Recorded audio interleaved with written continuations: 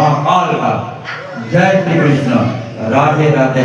कनु बापू आ गांडो भगत एक प्रश्न पूछे छे। श्रीमद् भागवत कथाમાં રાધાજીનું નામ કેમ નથી આવતું? ક્યારે આવે? બહુ ઓછી વખત આવે છે રાધાજીનું નામ. અને રાધાજીનું નામ આવે ને તો પણ ગોકુળમાં આવે કે વૃંદાવનમાં આવે, પણ ગોપનીય તરીકે આવે, ગોપી તરીકે આવે. કેમ? કેમ કે આ તો સુખદેવજી મહારાજે કીધેલી કથા છે. સુખદેવજી અવધૂત છે. સુખદેવજી અવધૂત છે. અને જો રાધા રાધા રાધા રાધા કરે તો સુખદેવજી ની સમાધિ લાગી જાય. પરીક્ષિત રાજાનો 7 દિવસમાં આયુષ્ય પૂરું થતું હતું.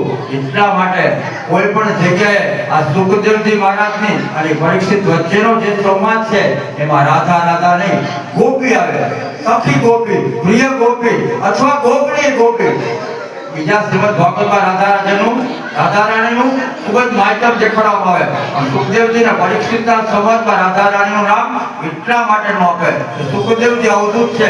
રાધા રાધા રાધા કરે તો સમાધિ લાગી જાય અને 7 દિવસ તરત પૂરા થઈ જાય. આવું શ્રીમદ ભાગવતનું માધ્યમ છે. કૃષ્ણ કનૈયા લાલ કી જય.